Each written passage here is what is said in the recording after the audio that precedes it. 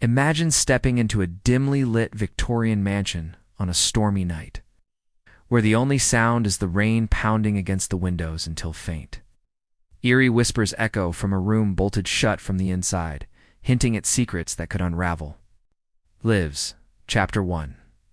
The arrival at Eldridge Manor.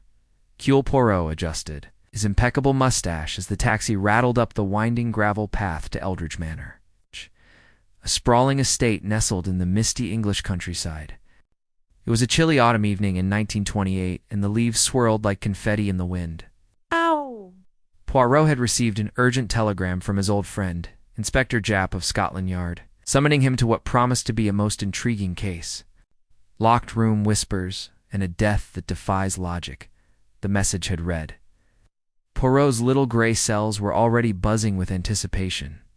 As the car pulled to a stop, he stepped out, his patent leather shoes crunching on the stones, and gazed up at the Manor Gothic structure with ivy-clinging walls and tall, arched windows that seemed to watch him back, waiting at the grand oak door was Lady Amelia Eldridge, the widow who owned the estate. She was a striking woman in her 40s, with sharp features softened by grief, dressed in a black morning gown that rustled as she extended a gloved hand. "Monsieur Poirot, thank heavens you've come," she said, her voice trembling slightly. Aye. "My husband, Sir Reginald, is dead found in his study, locked from the inside, with no one else present."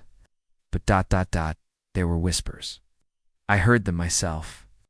Just before the shot rang out, Poirot nodded politely, his eyes scanning her face for clues.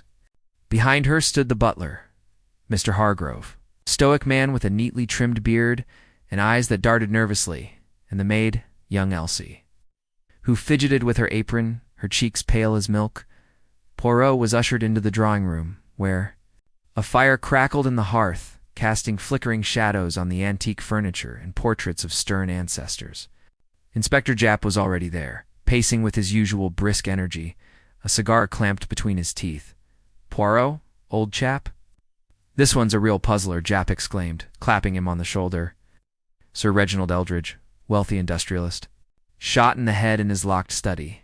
Door bolted from the inside. Windows latched. No secret passage. Does we checked. Suicide, you'd think. But his wife swears she heard whispers in there moments before the gunshot. And get this. The whispers sounded like a conversation, but he was alone. Poirot raised an eyebrow. "Whispers, you say? It's most interesting. And what did these whispers entail, madame?" he asked, turning to Lady Amelia. She sank into a velvet armchair, her hands clasped tightly. It was around 8 p.m. last night. Reginald had retired to his study after dinner, saying he needed to work on some business papers. He often locked himself in for privacy, old habits from his days in the war, I suppose. I was in the hallway outside, fetching a book from the library, when I heard them. Low, murmuring voices like two people arguing in hushed tones. I couldn't make out the words, but one voice was Reginald's, I'm sure of it, the other. Oh. It was unfamiliar, almost ghostly. I knocked, but there was no answer. Then, a single gunshot. I screamed for Hargrove, and we forced the door open. It was bolted. Mind you, and found him slumped over his desk, pistol in hand, a bullet wound to the temple. No one else in the room. The key was on the inside, still in the lock. Poirot listened intently, his fingers steepled under his chin. He requested to see the study immediately. The room was a testament to Sir Reginald's tastes. Mahogany bookshelves lined with leather-bound volumes on history and finance. A large oak desk, cluttered with ledgers, an inkwell, and a half-smoked cigar in an ashtray.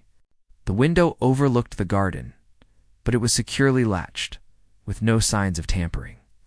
The door, now ajar, showed a sturdy bolt that could only be operated from within. On the floor, faint scuff marks caught Poirot's eye, and he knelt too, examined them, his magnifying glass glinting in the lamplight. "These marks recent, perhaps from a struggle, or merely from pacing," he murmured. Japp shrugged. "The coroner says suicide, but Lady Amelia insists on foul play," Sir Reginald had. "Enemies, business rivals, you know.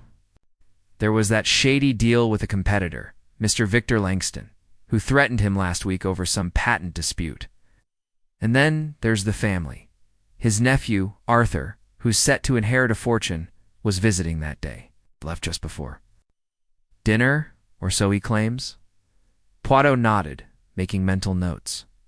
He interviewed Hargrove next, who confirmed hearing the shot and rushing to the scene. Master was alone, sir. I saw him lock the door myself after he entered. No one went in or out, Elsie the maid added tearfully. I was in the kitchen, but I heard the whispers too faint, like wind through cracks, but words, definite words. It sounded like betrayal in secret. As Poirot paced the study, he noticed a peculiar detail. A small vent high on the wall, partially obscured by a painting. Could sounds carry through it from another room? He also spotted a phonograph in the corner, its needle still on a record of classical music. Perhaps the whispers were recorded, he pondered aloud. But a quick check showed the machine hadn't been used recently. The pistol on the desk was Sir Reginald's own, fingerprints matching. His powder residue on his hand. Yet something felt off the angle of the wound, perhaps too precise for a distraught man. Delving deeper, Poirot learned about the household dynamics. Sir Reginald and Lady Amelia had been married for 20 years, but rumors swirled of his affairs, including one with a mysterious woman in London. Arthur, the nephew, was a gambler in debt, desperate for his uncle's will to favor him. Mr. Langston, the rival, had been seen lurking near the estate days prior. And Hargrove, the loyal butler, had served the family for decades, but harbored a grudge over unpaid wages during hard times. Elsie mentioned overhearing arguments between Sir Reginald and his wife about hidden letters in his desk. Poirot spent the next hour reconstructing the timeline. Dinner ended at 7:30 p.m. Sir Reginald entered the study at 7:45, locking it. Whispers heard at 7:55, shot at 8 o'clock, door forced open by 8:05, no footprints outside the window in the soft earth, confirming no external entry. He examined the desk drawers, finding financial documents showing the estate was in trouble. Debts mounting, investments failing. A half-written letter to Langston read, Your threats mean nothing. The secret dies with me, as the evening wore. On Poirot gathered everyone in the drawing room for initial questions. Mise Amos, this is no ordinary death. The locked room suggests impossibility, yet the whispers imply company. We must consider all possibilities, trickery, illusion, or perhaps something more sinister. Lady Amelia nodded, her eyes wide, grumbled about needing evidence. Poirot smiled enigmatically. Actor! Little gray cells will unravel this thread by thread. Wrapping up his initial inspection, Poirot felt the weight of the mystery settling in. The whispers, were they real, or a figment of grief? The locked room held its secrets tight, but he knew cracks would appear. As the group dispersed for the night, he lingered by the fire, pondering the next steps, interviewing the suspects. In detail and searching for hidden clues, little did he know, the whispers were just the beginning of a web that tangled deeper into betrayal and hidden motives, leading us seamlessly into the revelations of the interrogations ahead. Chapter 2. The interrogations begin. The morning sun barely pierced the heavy fog that clung to Eldridge Manor, casting a pale glow through the tall windows of the drawing room. Hercule Poirot sat at a polished walnut table, a steaming cup of tisane in hand, his notebook open before him. The air was thick with tension as the household gathered, each person eyeing the others with suspicion. Poirot's sharp gaze moved from face to face, noting every twitch, every averted glance. He had decided to interview the key players one by one, believing that the truth often hid in the smallest details, a slip of the tongue, a nervous gesture. Today he would probe the stories of Lady Amelia, Hargrove the butler, Elsie the maid, and the nephew Arthur. To uncover what lay beneath the surface of last night's tragedy, Poirot began with Lady Amelia, who entered the room with a composed grace, though her hands trembled slightly as she smoothed her dark skirt. Madame, let us speak plainly, Poirot said, his voice calm but firm. You heard whispers, But what of your husband's state of mind? Is he troubled? Perhaps by business or personal matters? Amelia's lips tightened. She explained. that Sir Reginald had been distant lately, consumed by work. He was under pressure, she admitted. Debts were mounting, and he argued with that man Langston over a patent. Reginald said it could ruin us if it went public. Poirot leaned forward, intrigued. And these arguments, were they only with Monsieur Langston? Amelia hesitated, then confessed to heated exchanges with her husband about his late nights. In London, I suspected he was seeing someone, but he denied it, she said, her voice catching. Poirot noted her guarded tone. Grief, yes, but perhaps something more. Next came Hargrove, the butler, standing rigidly in his black uniform, his beard neatly trimmed, but his eyes betraying unease. Poirot asked about his duties the night of the ebb. Incident. I served dinner, then cleared the table, Hargrove said. Sir Reginald went to his study as usual. I saw him lock the door myself at 7:45. Poirot's eyes narrowed. And these whispers, Monsieur Hargrove, did you hear them? The butler shook his head. Not clearly, sir. I was in the pantry. But I heard Lady Amelia cry out after the shot. Poirot pressed further, asking about Hargrove's loyalty. The butler admitted to past frustrations over unpaid wages during the estate's lean years. But I'd never harmed the master, he insisted, his voice steady but his fingers gripping the chair's edge. Poirot made a mental note. Resentment could simmer quietly for years. Elsie. The young maid was next, her apron twisted in her hands as she sat. Her wide eyes darted to the door as if expecting someone to interrupt. I was in the kitchen. Washing up, she said softly. But I heard those whispers, monsieur, through the walls. Like voices arguing, low and quick. One was Sir Reginald's, I swear, and the other, it wasn't right, like it didn't belong. Poirot tilted his head. Didn't belong, mademoiselle. Explain. Elsie blushed, stammering that it sounded cold, almost hollow. She added that she'd seen Arthur, the nephew, lingering near the study earlier that day, looking agitated. He was asking Sir Reginald for money again, she whispered. Poirot thanked her, noting her fear genuine. But perhaps she knew more than she let on. Arthur Eldridge, the nephew, sauntered in last. His tailored suit slightly rumpled, a cigarette dangling from his lips. At 25. He had the charm of youth, but the weariness of a gambler down on his luck. Uncle Reginald was a tough old bird, Arthur said with a shrug. Always lecturing me about my debts. Poirot asked where Arthur was during the critical hour. I left the manor at 7 o'clock. Before dinner, Arthur replied. Went to the village pub for a pint. Plenty of folks saw me there. Poirot raised an eyebrow. And yet Mademoiselle Elsie saw you near the study earlier. Were you seeking funds, perhaps? Arthur's smile faltered. Just a chat, nothing more. He wasn't in a giving mood. Poirot sensed evasion. Arthur's alibi needed checking. Between interviews, Poirot paced the drawing room, his mind piecing together the fragments. Lady Amelia's suspicions of infidelity pointed to a personal motive. Hargrove's loyalty was questionable, given his financial grievances. Elsie's fear suggested she might have overheard something damning.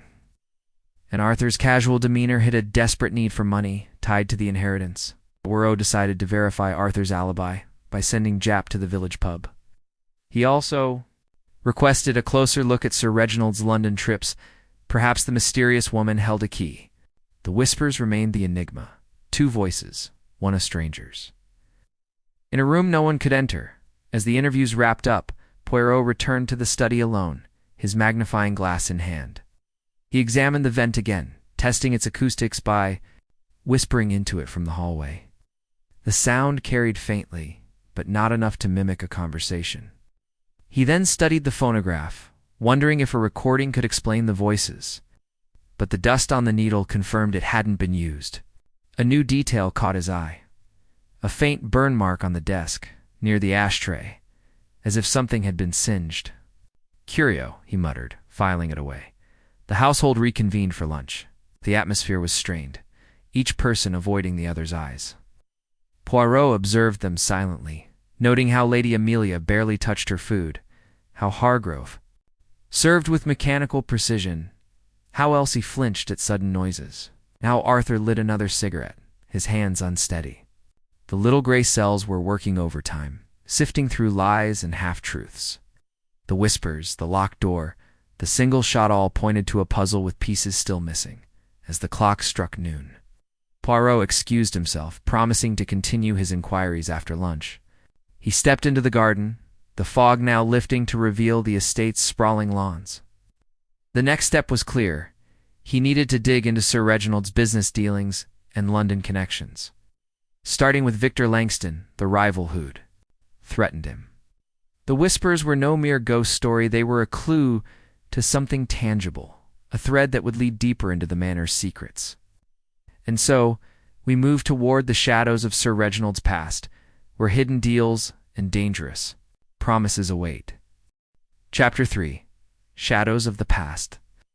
Afternoon sun cast long shadows across the manicured lawns of Eldridge Manor as Hercule Poirot stepped into the library.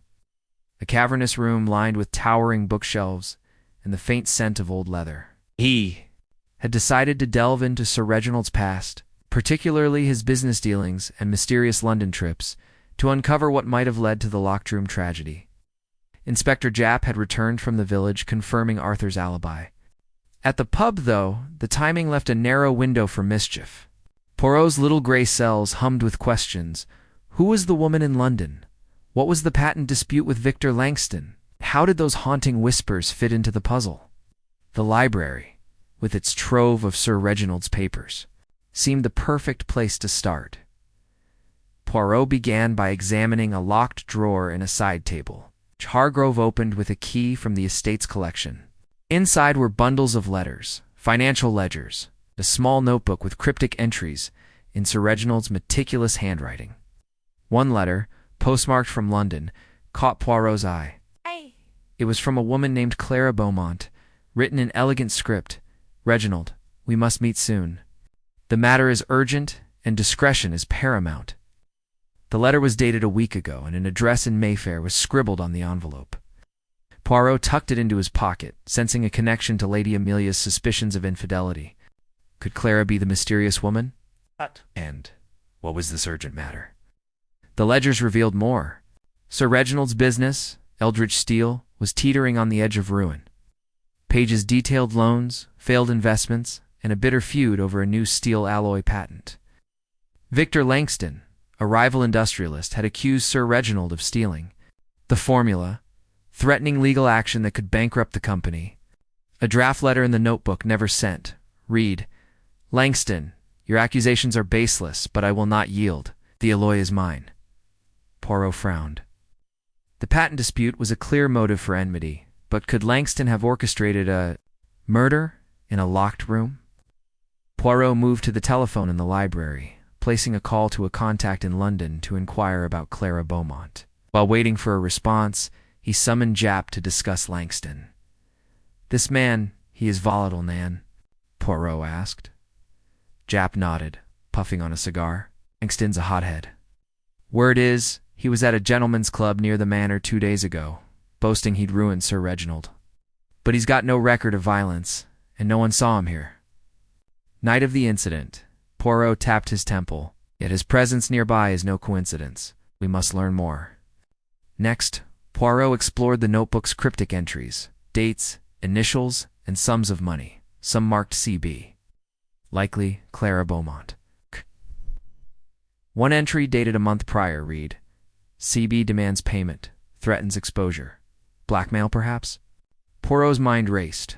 If Sir Reginald was entangled with Clara, her demands could explain his stress. But how did this connect to the whispers? He returned to the study, examining the burn mark on the desk again. It was small, circular, like a cigarette burn, but Sir Reginald's cigar was untouched in the ashtray. Poirot sniffed the mark, faint traces of paper ash. Had something been burned deliberately? To test a theory, Poirot asked Elsie to recount her tasks that evening. She hesitated, then admitted to tidying the study before dinner, noticing a crumpled paper in the waste bin. "It looked like a letter, sir, but I didn't read it. I emptied the bin into the kitchen fire, as always." Poirot's eyes gleamed. The destroyed letter could be key, but the ashes were long gone. He then questioned Hargrove about visitors. The butler recalled Langston's visit a week earlier, a shouting match in the drawing room. He left in a huff. Vowing revenge, Hargrove said, his tone clipped. Poirot noted the butler's reluctance. Perhaps he knew more about Langston's threats. As evening approached, Poirot's London contact called back. Clara Beaumont was a singer at a discreet Mayfair club known for mingling with wealthy patrons. She had been seen with Sir Reginald multiple times, always in private settings. A liaison, perhaps, but also a businesswoman, the contact said. She's clever, not one to cross. Poirot thanked him, piecing together a picture. Sir Reginald, caught in financial ruin, a patent war, and a possible blackmail scheme with Clara. But the locked room and whispers remained elusive.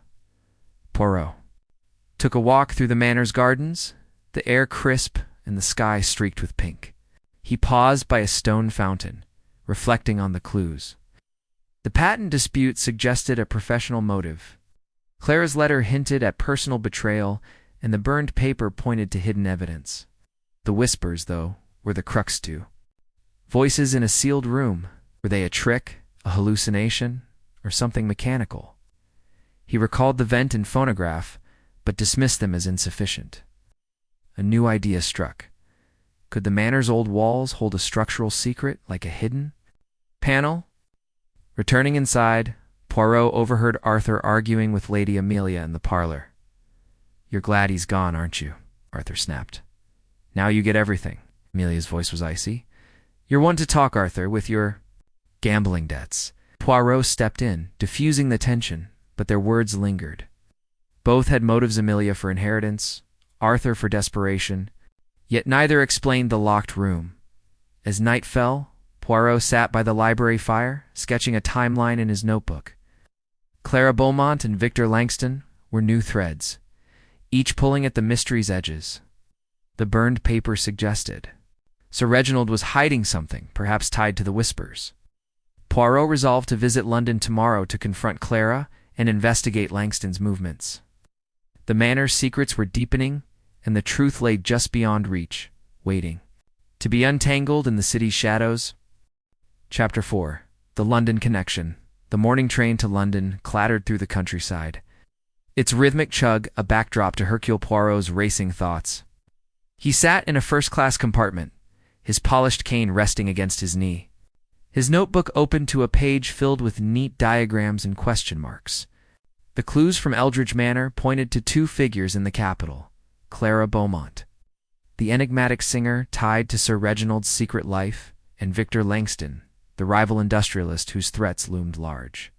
Poirot's mission was clear: track down these leads to uncover their roles in the locked room mystery. Whispers, the gunshot, the bolted door, they all hinted at a truth that might lie in London's smoky clubs and boardrooms. Arriving at Paddington Station, Poirot navigated the bustling crowds, his impeccable suit a stark contrast to the city's grit. His first stop was the Mayfair address from Clara Beaumont's letter, a discreet townhouse tucked behind ivy-covered walls. A maid answered the door, her eyes narrowing at Poirot's request to see Miss Beaumont. "She's not receiving guests," the maid said curtly, but Poirot's charm and a mention of Sir Reginald's name secured an audience. Clara emerged in a silk dressing gown, her auburn hair swept up, her green eyes sharp with curiosity. "Monsieur Poirot," the detective. "To what do I owe this visit?" she asked, her voice smooth but guarded. Poirot wasted no time. "Mademoiselle, you corresponded with Sir Reginald Eldridge. He is dead, found in a locked room under curious circumstances. I seek the nature of your relationship." Clara's composure flickered, but she invited him into a plush parlor adorned with velvet, curtains, and a grand piano. She admitted to knowing Sir Reginald for a year, meeting him at her performances in a private club. "He was a patron, generous but troubled," she said. "He spoke of business woes, a patent dispute that consumed him." Poirot pressed about. Her letters urgent matter. Clara hesitated, then revealed she had lent Sir Reginald money, a substantial sum, to settle a debt. "He promised to repay me, but last week he said he couldn't. I pressed him, yes, but I didn't threaten him." Sensing half-truths, Poirot asked about blackmail. Clara laughed, A sharp sound. Blackmail? No, monsieur. I'm a businesswoman, not a villain. But Reginald was scared of someone else, not me. He mentioned a shadow watching. Him, someone who knew his secrets. Poirot's eyes gleamed. Shadow. This was new. He noted Clara's polished demeanor, too polished. Perhaps he thanked her, promising to return if needed. As he left, he spotted a photograph on a side table. Clara with a man in a dark coat, face obscured outside a London club. Could this be the shadow? Next, Poirot headed to the city, to the offices of Langston Industries. Victor Langston was a burly man with a ruddy face and a temper to match. He greeted Poirot with a scowl, his desk littered with blueprints and contracts. Eldridge is dead? Good riddance, Langston growled. He stole my alloy formula, tried to pass it off as his own. I'd have sued him to oblivion. Poirot inquired about Langston's whereabouts the night of the incident. At my club, with witnesses, Langston snapped, producing a signed guestbook entry from 2 nights ago. Poirot noted the alibi, but probed further. You threatened Sir Reginald? Oui. Did you ever visit Eldridge Manor? Langston admitted to one visit, a week prior, but denied any involvement in the death. I wanted him ruined, not dead, he said. His eyes hard. Poirot's next move was the club Langston mentioned, a smoky den called the Iron Anchor. The bartender, a wiry man with a scar on his cheek, confirmed Langston's presence that night, but added a curious detail. Langston had met a man in a private room, someone who left quickly, wearing a dark coat. Poirot's mind flashed to the photograph at Clara's. Was this the same man? The bartender couldn't recall a face, only that the man spoke in low tones like he was giving orders. Poirot tipped him generously, his suspicions growing. A shadowy figure whispers. Secret patterns were emerging. Back at his hotel, Poirot reviewed his findings. Clara's loan and Langston's feud painted Sir Reginald as a man cornered by debts and enemies. The shadow Clara mentioned suggested a third party, someone orchestrating events from afar. Poirot telephoned Jap, asking him to check police records for any known associates of Clara or Langston with a history of coercion. He also requested a search of Sir Reginald's London flat, which Lady Amelia had mentioned in passing. Jap reported finding a hidden safe there, containing a single item, a torn photograph of Sir Reginald with a man in a dark coat, the same style as in Clara's picture. The man's face was scratched out. Poirot's thoughts turned to the whispers. Could this shadow have been in the manor, somehow entering the locked room? He dismissed elaborate theories of secret passages. Jap's team had found none but considered a simpler trick, a voice carried by device or design. He recalled the phonograph again, wondering if a modified record or hidden speaker could mimic a conversation, yet the dust on the needle ruled it out. The burn mark on the desk nagged at him, perhaps a clue to a destroyed message. It's tied to the shadow's identity. As evening fell, Poirot dined alone, sketching connections in his notebook. Clara and Langston both had motives, money and revenge, but neither explained the locked room's mechanics. The shadow figure was the key, a link between London's intrigues and the manor's mystery. Poirot decided to return to Eldridge Manor tomorrow, armed with new questions for the household. Had anyone seen a stranger in a dark coat? Did Sir Reginald mention a shadow? The whispers were no longer just sounds, they were a message, a clue to a hidden hand pulling the strings. Stepping onto the late train back to the countryside, Poirot gazed out at London's twinkling lights. The city had revealed fragments of Sir Reginald's life debts, secrets, and a mysterious figure, but the locked room remained a puzzle. The next step was to confront the household with these findings, to watch their reactions and uncover who might know the shadow's identity. The truth was closer, lurking in the manor's quiet corners, ready to be exposed in the next chapter of this tangled tale. Chapter 5. The shadow's echoes, the train's gentle sway, carried Hercule Poirot back to Eldridge Manor, his mind a whirl of new connections as the countryside blurred past. The London trip had unveiled Clara Beaumont's financial ties to Sir Reginald and Victor Langston's bitter rivalry. But the mysterious shadow in the dark coat loomed large, the figure linked to both, yet unseen. The whispers in the locked room, the gunshot, the bolted door, all seemed to point to this elusive stranger. Back at the manor, Poirot resolved to confront the household with his findings, probing for reactions that might betray knowledge of this shadow. The morning mist still clung to the estate as he arrived, the Gothic spires of the manor cutting through the fog like silent sentinels. Poirot gathered the household in the dining room, its long oak table set with untouched breakfast. Plates? Lady Amelia sat rigidly, her eyes shadowed with fatigue. Hargrove stood by the door, his posture impeccable, but his jaw tight. Elsie hovered near the sideboard, nervously polishing a silver tray. Arthur slouched in a chair, lighting a cigarette with a defiant flick. Inspector Japp leaned against the wall, arms crossed, ready to observe. Poirot began with a measured tone, his accent crisp. "I've learned much in London, Sir Reginald. Was entangled with a singer, Clara Beaumont, and threatened. By a rival, Victor Langston. But there is another, a man in a dark coat, a shadow who may hold the key to this mystery." "Does this figure sound familiar?" A heavy silence followed. Lady Amelia's teacup clattered against its saucer. "A man in a dark coat?" she said, her voice thin. Reginald never mentioned such a person, but he was secretive about his London trips. Poirot watched her closely, noting the slight tremble in her fingers. Hargrove cleared his throat. "If strangers came to the manor, sir, I'd have noticed."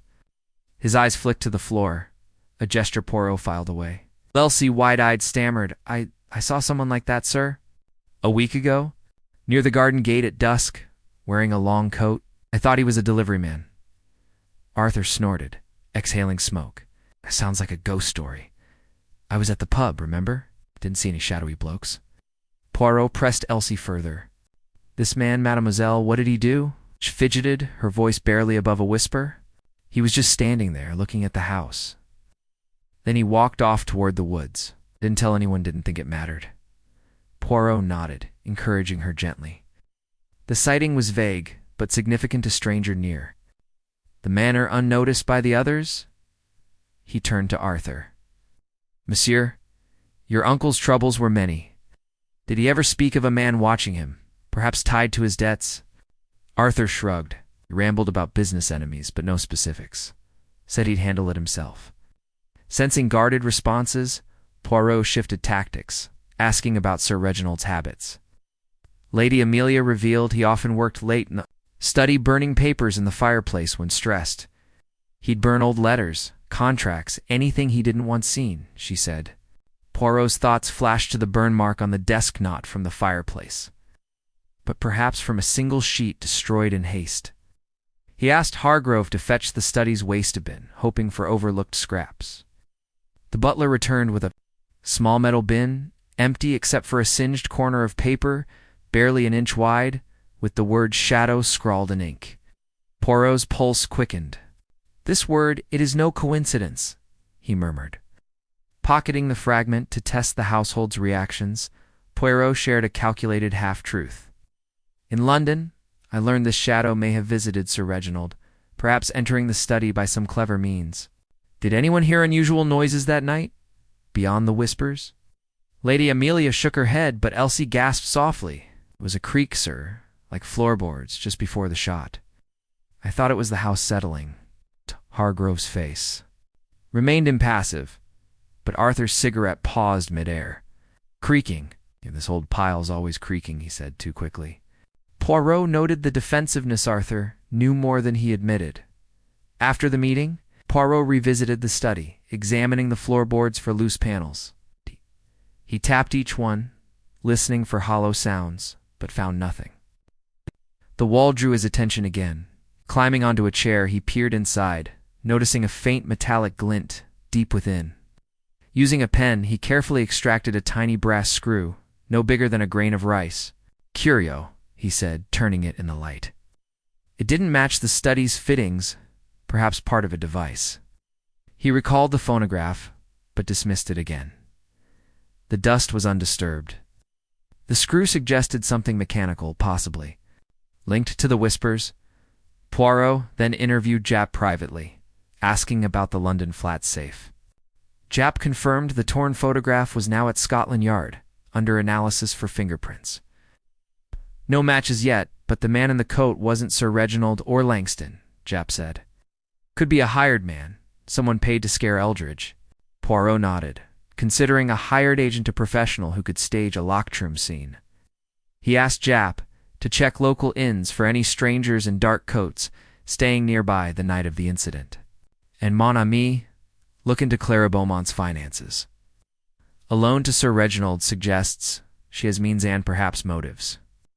As evening settled over the manor, Poirot walked the grounds, stopping at the garden gate where Elsie saw the stranger. The earth was soft, but heavy rain had erased any footprints. He scanned the woods beyond, their dark branches swaying in the wind. The shadow was real, not a phantom, and had been close to the manor. Was he the second voice in the whispers? Poirot's mind turned to the screw and the singed paper. A device, a message destroyed. A stranger watching the pieces were aligning. But the howl of the locked room eluded him. Dinner was a tense affair, with the household eating in near silence. Poirot observed their interactions. Lady Amelia's distant stare. Hargrove's mechanical service.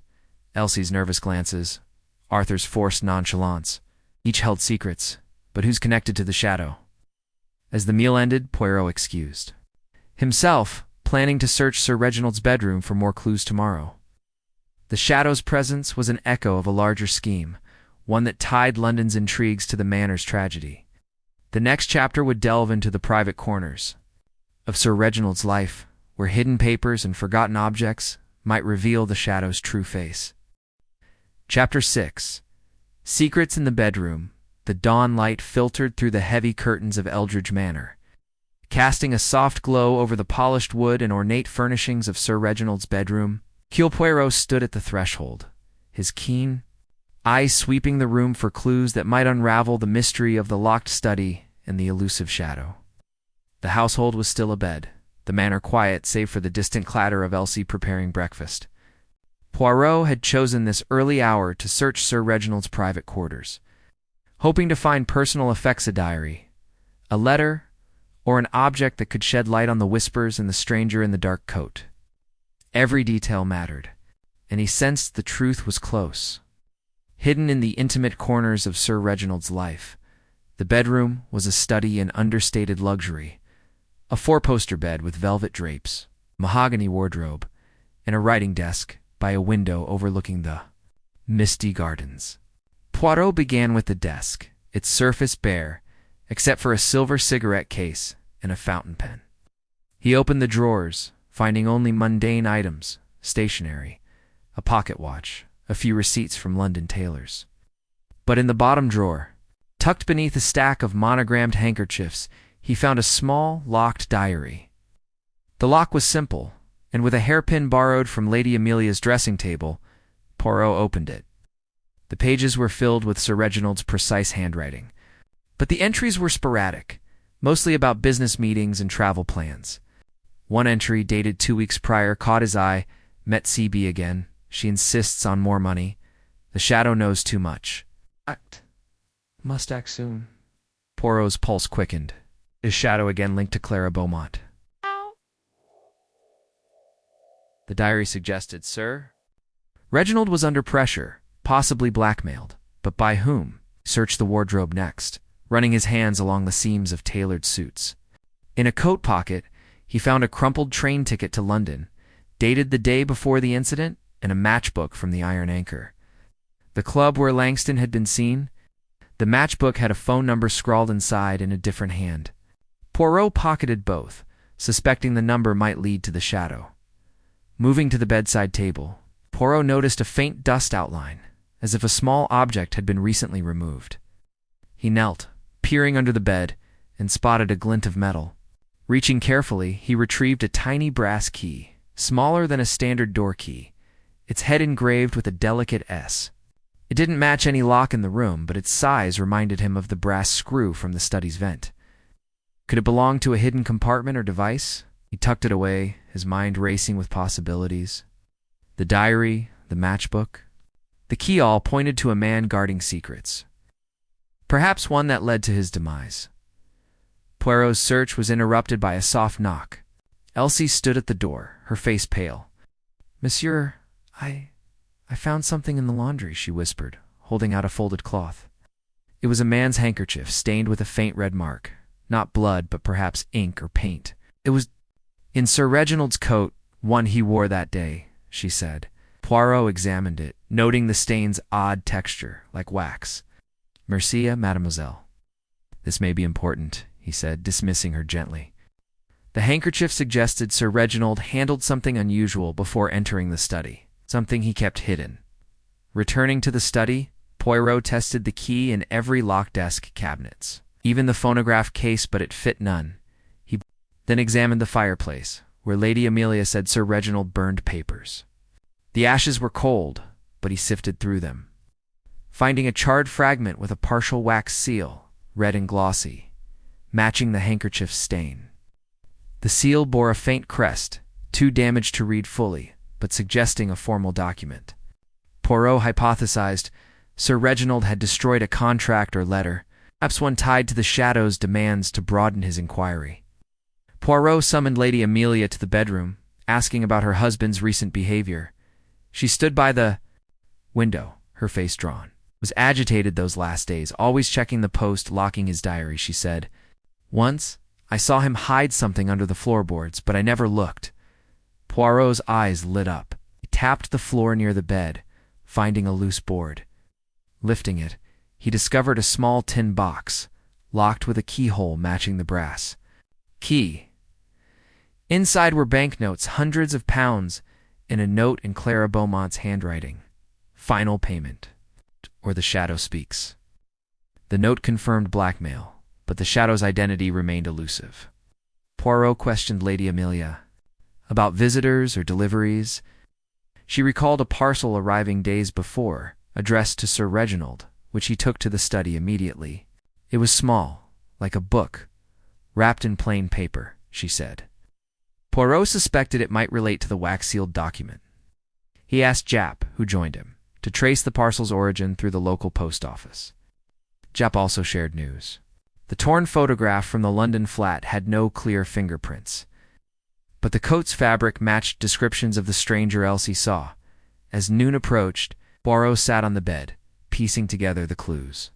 The diary, matchbook, key, handkerchief. A note painted a picture of Sir Reginald, under siege black, mailed by Clara, threatened by Langston, watched by a shadow. The wax stain and seal suggested a formal agreement, perhaps the patent itself, destroyed to protect a secret. The whispers, though, remained the puzzle's heart. Were they a staged effect, tied to the brass screw and key? Poirot considered a hidden device. Perhaps concealed in the study's walls, the household gathered for lunch, their unease palpable. Or Poirot watched them closely, noting Arthur's restless tapping and Hargrove's stiff silence. He decided to keep the tin box's contents secret for now, to avoid tipping off the culprit. The Shadow was no mere metaphor. It was a person, close to the manor, orchestrating events. Tomorrow, Poirot planned to search the estate's outbuildings, where the stranger might have left traces. The whispers were echoing louder, guiding him toward a truth buried in the manor's hidden corners, setting the stage for the next revelations. Chapter 7. The Outbuilding Secrets. The late morning sun struggled to break through the clouds as Hercule Poirot ventured into the grounds of Eldridge Manor, his polished shoes sinking slightly into the damp grass.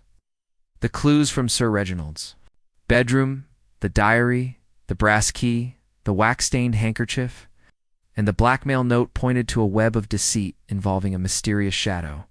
Poirot's instincts told him that the stranger in the dark coat, seen by Elsie near the garden gate, might have left traces beyond the manor's walls. The estate's outbuildings, a gardener's shed, a carriage house, and a disused stable beckoned as potential hiding places for evidence. With the whispers and locked rooms still a riddle, Poirot aimed to uncover physical clues that could tie the shadow to the tragedy. Accompanied by Inspector Japp, Poirot began with the gardener's shed, a weathered structure tucked behind a row of yew trees. The door creaked open, revealing shelves of tools, sacks of soil, and a faint smell of mildew.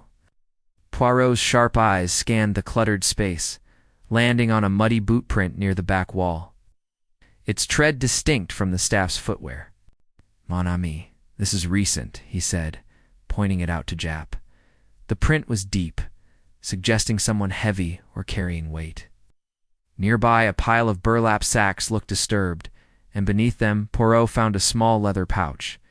Inside were a few cigarette stubs, a torn ticket stub for a London theatre dated the week prior, and a single match from the Iron Anchor Club. "The shadow was here," Poirot murmured, connecting the match to the one found in Sir Reginald's bedroom. Next, they moved to the carriage house, its double doors warped from years of neglect. Inside, dust motes danced in the slanted light, illuminating an old carriage and stacks of crates. Poirot noticed a ladder leading to a loft. Climbing carefully, he found a blanket spread out, as if someone had rested there recently. A faint scent of tobacco lingered, and in the corner, a small pile of ash suggested a cigarette had been ground out. More telling was a scrap of paper, half buried in the straw, with a partial map of the manor's grounds, the study windows circled in red ink. "This is no gardener's work," Poirot said, handing it to Jap. The map suggested surveillance, someone watching Sir Reginald's movements. The stable. Their final stop was a cavernous space with empty stalls and cobwebs draping the rafters. Poirot's attention was drawn to a loose floorboard near the back, which lifted to reveal a hidden compartment. Inside was a small wooden box, its lock matching the brass key from Sir Reginald's bedroom. Poirot's heart raced as he opened it, revealing a bundle of letters tied with twine. The top letter, in an unfamiliar hand, read, "Eldridge, deliver the formula, or the shadow reveals all. Meet at the gate, midnight, 10th. The date was 2 days before the incident. The letters were signed only with an S, reinforcing Poirot's suspicion that the shadow was a code name. The box also contained a tiny glass vial, empty but smelling faintly of chemicals, perhaps a solvent or adhesive. Poirot and Jap returned to the manor, the new evidence weighing heavily. The boot print, map, and letters confirmed the shadow's presence on the grounds, likely coordinating with someone inside. The vial intrigued Poirot. Could it be linked to the wax stain or the burn mark in the study? He hypothesized a chemical used to stage the scene, perhaps to create an illusion tied to the whispers. To test this, he asked Jap to send the vial to Scotland Yard's laboratory for analysis. "And, mon ami, check the theatre ticket stub. It may lead us to the shadow's movements in London," Poirot added. Back inside, Poirot confronted Hargrove. About the outbuildings, the butler's face remained impassive. "No one uses those places, sir. The gardener comes twice a week, but he's been ill." Poirot noted the deflection and asked Elsie if she'd seen anyone near the outbuildings.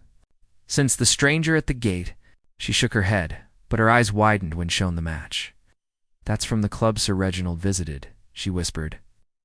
"I saw one in his study once." Poirot thanked her, suspecting Sir Reginald had been meeting the shadow or someone connected to him. Poirot then spoke privately with Lady Amelia, showing her the map without revealing its source. "Did your husband receive visitors at odd hours, perhaps at the garden gate?" he asked. She frowned, recalling a night when Sir Reginald left the house late, claiming a business errand. "He was secretive, but I thought it was about his London trips," she said. Her voice wavered, hinting at unspoken fears. Poirot sensed she might suspect the shadow's identity, but was too frightened to say. As afternoon faded, Poirot sat in the library, piecing together the new clues. The shadow had been on the grounds, watching, planning, possibly delivering the parcel Lady Amelia mentioned. The letters and vials suggested a calculated plot, perhaps to pressure Sir Reginald into surrendering the patent formula. The whispers, though, remained the enigma. Were they a distraction created by a device hidden in the study? The brass screw and chemical vial pointed to something mechanical or chemical, but how it worked in a locked room was unclear. Dinner was a somber affair. With the household barely speaking, Poirot observed their faces, noting Arthur's restless energy and Hargrove's tight-lipped silence. The shadow was close, perhaps closer than anyone realized. Poirot decided to set a trap tomorrow, using the map and letters to provoke a reaction from the household. The truth was circling, like a hawk above the manor, ready to descend in the next phase of his investigation. Chapter 8. The trap is set. The evening shadows stretched long across Eldridge Manor as Hercule Poirot sat in the drawing-room, fire crackling softly behind him. The clues from the outbuildings, the boot print, the map, the letters, and the mysterious vial had tightened the net around the elusive shadow. Poirot's little gray cells buzzed with a plan to flush out the truth. He would stage a subtle confrontation, revealing just enough of his findings to provoke a reaction. From the household, someone knew more about the stranger in the dark coat, and the whispers in the locked room were no longer a ghostly riddle, but a deliberate act tied to a hidden mechanism. Tonight, Poirot would set a trap, using the map and letters as bait to uncover the shadow's accomplice. Poirot gathered the household after dinner, the air heavy with unease. Lady Amelia sat rigidly on a velvet sofa, her hands clasped tightly. Hargrove stood near the door, his face a mask of stoic duty. Elsie hovered by a side table, her fingers twisting her apron. Arthur leaned against the mantel, a cigarette smoldering between his lips. Inspector Japp stood by Poirot, his presence adding weight to the moment. Poirot held up the map from the carriage house, its red inked circle around the study window catching the firelight. "Mies Amos," he began, his voice calm but piercing. This map was found hidden on the grounds. It marks Sir Reginald's study, suggesting someone watched him closely. "I believe this shadow was no stranger but worked with someone in this house. Who among you knows of this plan?" A ripple of tension passed through the room. Amelia's eyes widened, her breath catching. "That's absurd, Monsieur Poirot. No one here would betray Reginald." Hargrove cleared his throat, his voice steady. "I saw no strangers, sir. Only the usual staff." Elsie's gaze dropped to the floor, her cheeks flushing. Arthur laughed, a sharp, nervous sound. "You're chasing ghosts, Poirot. That map could be anyone's, maybe a poacher's sketch." Poirot noted their reactions. Amelia's defensiveness, Hargrove's calm, Elsie's fear, Arthur's deflection. He pressed further, producing the letter signed S. "This demands the patent formula delivered to the garden gate." Sir Reginald was blackmailed, and someone here knew. Elsie gasped, her hand flying to her mouth. I never saw that letter, sir," she stammered, unprompted. Poirot's eyes narrowed. Her reaction was too quick, too guilty.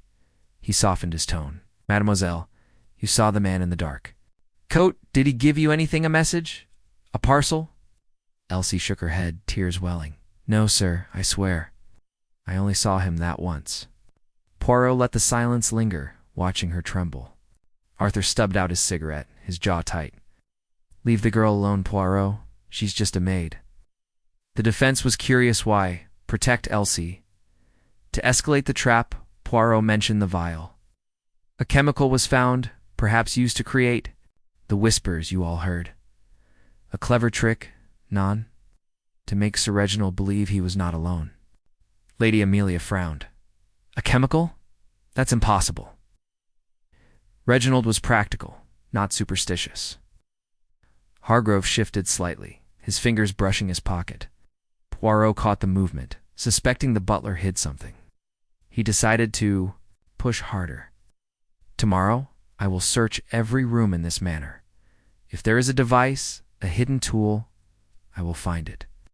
He watched their faces, Amelia's pallor, Hargrove's stillness, Elsie's panic, Arthur's forced smirk, after dismissing. The group Poirot confided in Japp. "The trap is set, mon ami. Someone will act tonight, fearing exposure. We must watch the study in the outbuildings." Japp nodded, arranging for a constable to patrol discreetly. Poirot then examined the study again, focusing on the vent where he'd found the brass screw. He tapped the surrounding wall, listening for hollow spots, and noticed a faint seam behind a bookcase. With Japp's help, he shifted the heavy furniture, revealing a small panel, barely a foot square. It was locked, but the brass key from Sir Reginald's bedroom fit perfectly. Inside was a narrow space, just large enough for a small device. A metal box with wires and a tiny speaker, coated in dust but recently disturbed. Poirot's heart raced. This Jap could be the source of the whispers, a simple transmitter, perhaps activated remotely. The device was crude, with a chemical residue matching the vial's scent. Poirot hypothesized it could emit recorded sounds mimicking a conversation. But who placed it? And how was it triggered from a locked room? He carefully removed the device, wrapping it for analysis at Scotland Yard. The panel suggested someone with intimate knowledge of the manor's structure, Hargrove, perhaps, or an outsider with access. As midnight approached, Poirot and Jap hid in the garden watching the manor. Figure emerged from the side door, moving swiftly toward the carriage house. It was Elsie, her apron replaced by a dark shawl. Poirot signaled Jap to follow quietly. Inside the loft, Elsie rummaged through the straw, searching for something, perhaps the map or more letters. Jap stepped forward, startling her. "What are you doing, lass?" he demanded. Elsie sobbed, collapsing. "I didn't mean harm. He, the man in the coat, gave me money to leave a parcel in the study. I didn't know what it was." Poirot knelt beside her. "Who was he, mademoiselle?" "Speak the truth," Elsie whispered. "He called himself Shaw. Said he worked for someone powerful." Elsie's confession was a breakthrough, but questions remained. Shaw, the Shadow, was an agent, but for whom? Clara, Langston, or another? Poirot escorted Elsie back to the manor, promising leniency if she cooperated. He suspected the device was planted via the parcel, activated to scare Sir Reginald into compliance. The locked room, though, was still a puzzle. How did Shaw or anyone escape?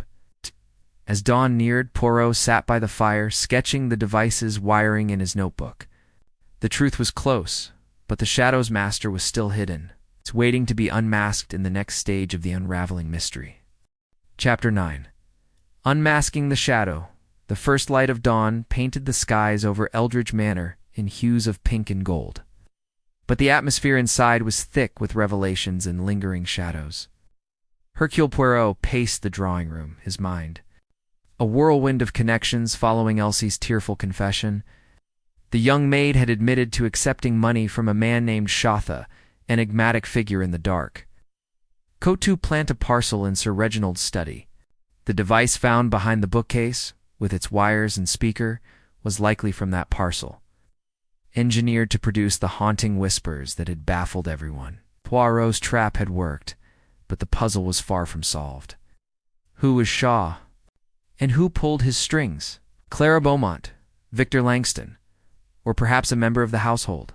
Poirot resolved to track down Shaw and confront the mastermind, knowing the locked room's secret hinged on this shadowy operative. Poirot began by questioning Elsie more thoroughly, seating her in a quiet corner of the kitchen where the morning bustle provided a semblance of normalcy. She dabbed at her eyes with a handkerchief, her voice quavering as she recounted the encounter. "It was a week ago, sir, near the garden gate at dusk," she said.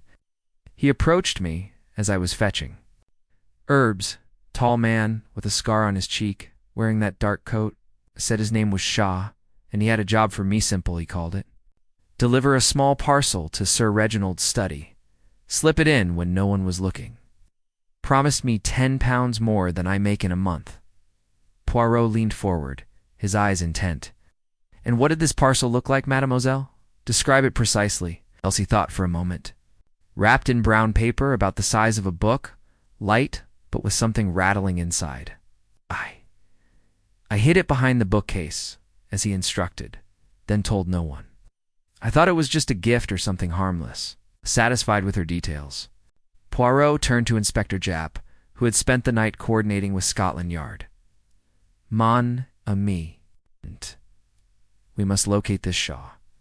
A scar on the cheek, a namit is a start.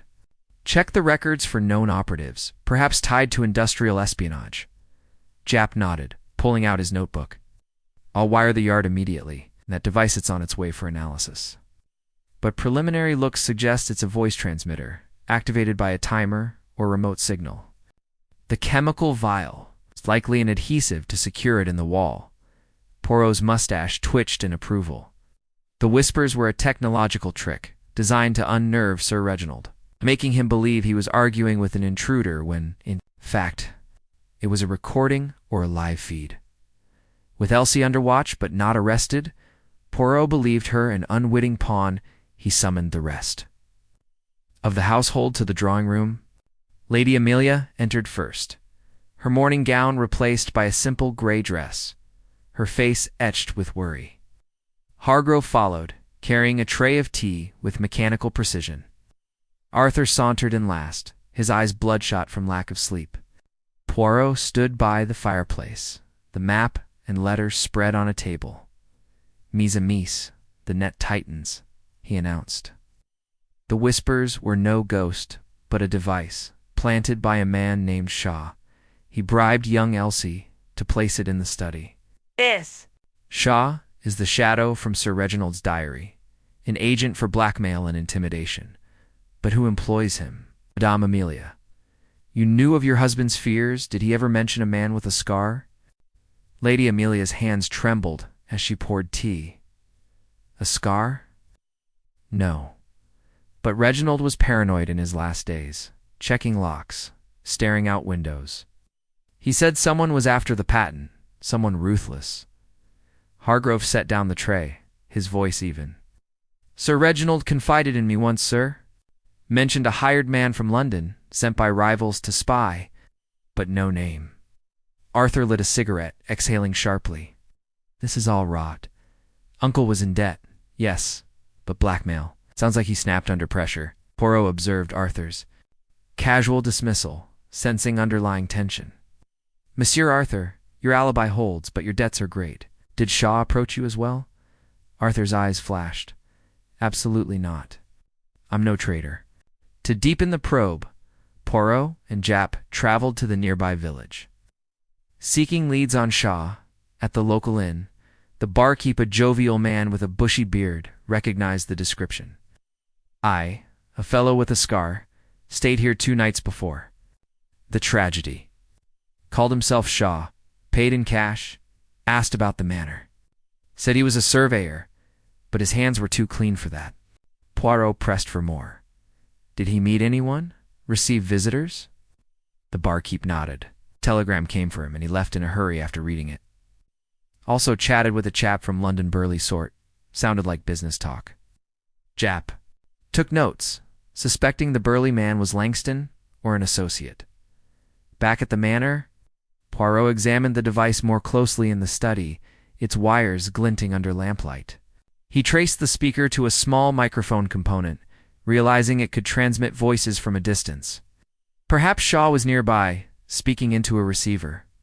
Creating the illusion of a conversation, Poirot mused aloud to Japp. Sir Reginald.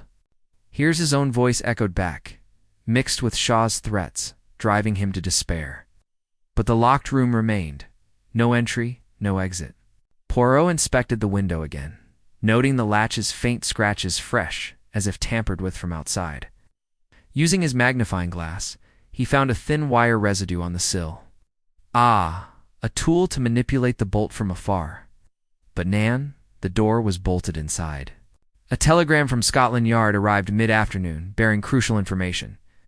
Shaw was known to the police as a private investigator with a shady reputation, often hired for corporate sabotage. His last known employer, Victor Langston, confirmed by a payment record from Langston Industries. Poirot's eyes gleamed. Langston? The rival seeks the patent through coercion, but Clara Beaumont's notes mention the shadow too. Perhaps they collaborate? Japp agreed to bring Langston in for questioning, dispatching a constable to London. While waiting, Poirot searched Hargrove's quarters, suspecting the butler's. Intimate knowledge made him a potential insider. In a drawer, he found a bundle of cash £10, matching Elsie's briband note. Keep silent, or the shadow comes for you. Hargrove, confronted, broke his composure. It was Shaw, sir. He threatened me after I saw him near the shed. Said to look the other way, or my family suffers. Poirot nodded sympathetically. You are not the villain, monsieur, but a victim. Tell me, did you hear Shaw's voice that night? Hargrove admitted to a faint murmur from the garden, like someone whispering into a device. As evening fell, Langston arrived under escort, his ruddy face flushed with indignation. This is outrageous, Poirot. It's dragging me here like a criminal. Poirot seated him firmly. Monsieur Langston, your payments to Shaw are documented. He planted a device in the study to torment Sir Reginald, demanding the patent. The whispers were his voice, transmitted to drive your rival to ruin or death. Langston blustered, denying involvement. I hired Shaw to investigate Eldridge's theft of my formula, yes, but not to kill him. The device was for eavesdropping, not whispers. Shaw went rogue, perhaps.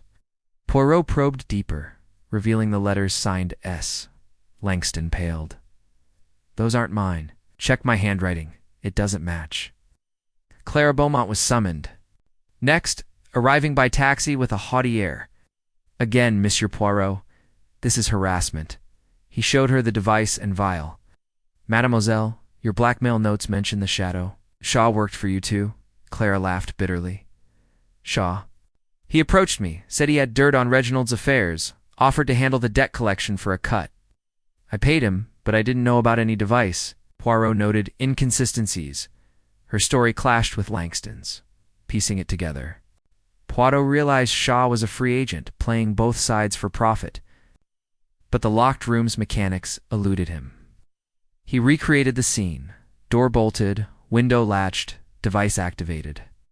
Then, a break through the wire residue on the window. Shaw could have used a thin tool to unlatch the window from outside. Enter. Briefly to set the stage after Sir Reginald's death, then relatch and escape. But the gunshot? Powder on Sir Reginald's hand suggested suicide, but perhaps forced. In a private moment, Arthur confessed partially. I knew Shaw, Poirot. He lent me money for gambling, said uncle would pay. But I didn't kill him. Oh, Poirot dismissed suicide, sensing murder disguised. The whispers drove Sir Reginald to pull the trigger, believing betrayal inescapable, as night deepened. Poirot gathered everyone, including Shaw, arrested in London and brought back. Shaw, scarred and defiant, smirked. You've got nothing, detective. I planted the device for Langston, transmitted threats to scare Eldridge, but I was outside, the room was locked. He shot himself. Poirot smiled enigmatically. Quite, Monsieur Shaw. The truth is darker. The pieces aligned. Shaw's voice, the device. But a hidden hand inside pulled the strings. The manor's secrets were unraveling, leading to a final confrontation where all would be revealed in the heart of the locked room itself. Chapter 10. The whispers unveiled the grand drawing room of Eldridge. Manor was bathed in the soft glow of the afternoon sun filtering through the tall windows, but the atmosphere was charged with anticipation and dread. Hercule Poirot stood at the center, his small frame commanding the space. His mustache impeccably waxed, his eyes sparkling with the fire of revelation. The household and key players from London had been assembled. Lady Amelia perched on the edge of a chaise longue, her face a mask of composed elegance, hiding flickers of anxiety. Hargrove the butler, standing rigidly by the sideboard, his hands clasped behind his back. Elsie the maid seated timidly in a corner chair, her eyes red from recent tears. Arthur the nephew, lounging against the mantel with a cigarette dangling. Unlit from his lips, his casual pose belying tense muscles. Spectre Japp, puffing on a cigar in the background, his expression one of eager curiosity. Victor Langston, the rival industrialist, glowering from an armchair, his burly frame shifting uncomfortably. Clara Beaumont, the singer, elegantly dressed in a crimson gown, her green eyes darting suspiciously. And finally, the scarred man known as Shaw, handcuffed and flanked by two constables. Smirk faded into a wary scowl. Poirot cleared his throat, the sound cutting through the murmurs like a knife. He had spent the morning verifying final details, laboratory reports on the device and vial, handwriting analyses, and discreet inquiries into financial records. And now the puzzle was complete. The whispers in the locked room, the gunshot that echoed through the manor, the bolted door that seemed impenetrably, all would be explained. Mies Amos Poirot began, his voice steady and resonant. We have journeyed through a labyrinth of secrets, from the misty grounds of this estate to the shadowed streets of London. Whispers that hinted at ghosts, a death-defying logic, and motives woven from betrayal, debt, and ambition. Today, I, Hercule Poirot, will reveal the truth. This was no suicide, no accident, but a meticulously planned murder. And the killer is among us. A collective gasp rippled through the room. Lady Amelia's hand flew to her throat, her gloved fingers trembling. Langston leaned forward, his face reddening. Preposterous. You've got Shaw, he's your man. Shaw snorted, but Poirot raised a hand for silence. Patience, messieurs and madame. We shall proceed methodically, as the little gray cells demand. Let us reconstruct the events, peeling away the layers of deception. Poirot paced slowly, his hands clasped behind his back. Sir Reginald Eldridge entered his study at 7:45 p.m. Locking the door behind him, a sturdy bolt slid into place from the inside, the key remaining in the lock. By debts, a patent dispute with Monsieur Langston, and entanglements with Mademoiselle Beaumont. But he was not alone in his troubles. At 7:55, whispers were heard low, arguing voices, one Sir Reginald's, the other unfamiliar. Madame Amelia and Elsie attested to this. Then, a gunshot at 8 o'clock. The door was forced open by 8:05, revealing Sir Reginald slumped at his desk, pistol in hand, wound to the temple, powder residue confirming he had fired the weapon. The room. Sealed, bolt engaged, key inside, windows latched, no secret passages. He paused, turning to Shaw. Here Monsieur Shaw played a pivotal role. A hired shadow, with your scar and dark coat, you lurked on the grounds, bribed Elsie to plant a parcel. Containing the device, a clever transmitter hidden behind the bookcase, secured with adhesive from the vial. This device activated remotely from the carriage house where you hid. Broadcast whispers, a recording of Sir Reginald's voice, lifted from his phonograph records of speeches, spliced with threats in your own hollow tone, words like betrayal. In secret, designed to torment him, to suggest a ghostly confrontation or madness. Shaw's eyes narrowed, but he remained silent. Clara interjected, her voice sharp. I hired him to collect my debt, nothing more, Langston growled, and I for surveillance on the patent theft, not murder. Poirot nodded. You both employed Shaw, playing you against each other for profit. But the whispers were a distraction, a veil to obscure the true crime. The device created confusion, making the death seem self-inflicted amid hallucination or despair. Yet the angle of the wound, too precise for a distraught man, and the scuff marks on the floor, hinted at struggle. Poirot's gaze shifted to Lady Amelia, who stiffened. Madame, you insisted on foul play, despite the coroner's suicide ruling. Why? To divert suspicion, perhaps. Your grief seemed genuine, but your motives run deeper. Sir Reginald's affair with Clara wounded you. His debts threatened your lifestyle, and the patent, if lost, would ruin the estate you cherished. But there was more. A secret alliance with Monsieur Langston. Gasps echoed again. Langston bolted up. Lies. But Poirot produced a letter from his pocket, obtained from London inquiries. This correspondence, hidden in your Mayfair Club, reveals meetings with Lady Amelia, not just business, but intimate. You plotted to seize the patent after Sir Reginald's death, sharing the profits with Amelia, inheriting the estate unburdened. Amelia's composure cracked, her face paling. That's not true. Reginald was unfaithful. I deserved better. Poirot continued relentlessly. You enlisted Shaw, through Langston, to plant the device and create the whispers. On the night as the device played its eerie recording activated by Shaw's remote signal from the loft, you've seized the moment. You claimed to knock on the door, but in truth, you used that brief window of distraction. The whispers covered any noise, yet a duplicate key, made weeks prior during Sir Reginald's London trips. You unlocked the door quietly from outside. The key inside was for show. The bolt was the true seal.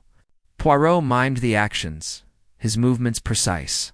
You entered swiftly, the whispers masking your steps. Sir Reginald, startled by the voices from the vent, turned. A brief struggle, the scuff marks. He seized his pistol from the desk, forced it to his temple, your gloved hand over his, compelling him to pull the trigger. Powder on his hand, fingerprints his. The shot rang out. Then you arranged the scene. Letter to Langston Hafritton, cigar ashtray disturbed to suggest agitation. You exited the room, closing the door behind you. But the bolt, Jap interrupted, intrigued. It was engaged from inside. Poirot smiled enigmatically. Ah, the classic illusion. Before leaving, you attached a thin string perhaps from your sewing kit to the bolt's handle, threading it under the door's slight gap at the bottom. You stepped outside, pulled the door shut, then tugged the string, sliding the bolt into place from the exterior. A quick yank, and the string came free, slipping under the door, which you pocketed. The key remained inside, untouched. The room appeared sealed from within. You then cried out, summoning Hargrove, feigning horror. In the ensuing chaos, no one noticed the faint string mark on the threshold, erased by footsteps. Amelia rose, her voice shrill. Ridiculous. Why would I risk it? Poirot's eyes bored into hers. A motive, madame. Freedom from a faithless husband. Wealth from inheritance, insurance policies void on suicide, hence the whispers to suggest murder or madness. In alliance with Langston, his company absorbs the patent, you share royalties discreetly. Shaw's device added the supernatural touch, muddying waters. But you overlooked details. The burn mark on the desk from hastily destroying a note too. Shaw. The wax stain on the handkerchief from sealing your pact with Langston. And Elsie's fear, Hargrove's silence, bought with threats. Langston slumped, defeated. She approached me, said Reginald stole my formula. We planned to force him out, but not kill, Shaw sneered. They paid me extra to make it look haunted. Didn't know about the shooting. Arthur, pale, whispered Aunt Amelia. She broke then, tears streaming. He deserved it. Years of humiliation, his dalliances with that woman, squandering our fortune.